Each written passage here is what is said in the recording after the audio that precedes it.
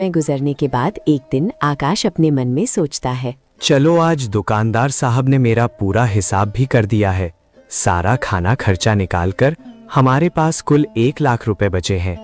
इससे छोटी बहन पल्लवी की शादी भी हो जाएगी और हमें यहाँ काम करते करते काफी समय भी हो गया है। माँ और बहन की बहुत याद आती है, इसलिए अब हमें घर चलना चाहिए। इतना सब सोचने के बाद आकाश उसी समय दुकानदार से बात करता है और अपना 1 लाख रुपए लेकर गांव की ओर निकल पड़ता है।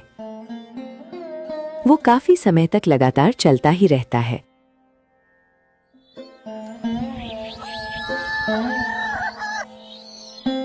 चलते चलते रास्ते में ही शाम हो जाती है।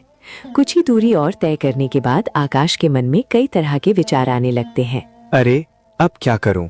अब तो रात होने लगी है। यहाँ से कुछ ही दूरी पर एक जंगल है और उसके आगे मेरा गांव पड़ेगा। अगर मैं रात में जंगल से गुजरूंगा तो कहीं लुटेरे मुझे लूट ना लें।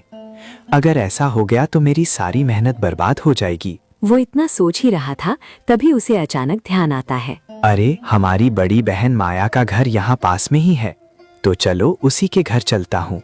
आज रात यहीं काट लूंगा और सुबह होते ही मैं अपने घर चला जाऊंगा और इसी बहाने से बहन से मिल भी लूंगा। इतना सोचकर आकाश अपनी बहन के घर की तरफ चल पड़ता है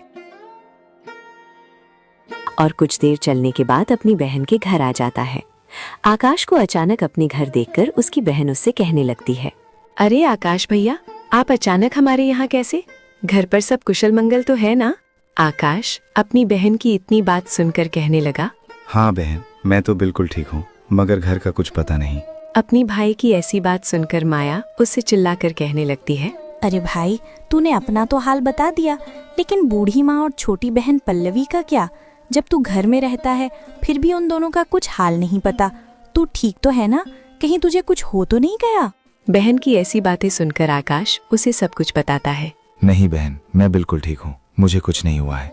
और रही बात सावित्री देवी और पल्लवी बहन की, उनका हाल तो मैं घर जाकर ही बताऊंगा।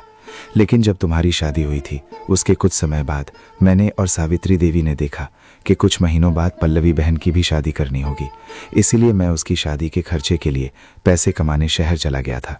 शहर में कुछ समय काम करने के बाद जब मैं आज घर लौट रहा था तब तक रात हो गई। तभी अचानक मुझे ध्यान आया कि आपका तो घर यहीं है, इसलिए अचानक मैं आपके घर आ गया।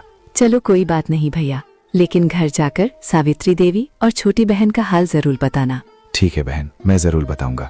लेकिन शहर में मैंने अभी तक कुल 1 लाख रुपए ही कमाए थे, तो आप इन्हें लो और कहीं छुपा कर रख दो।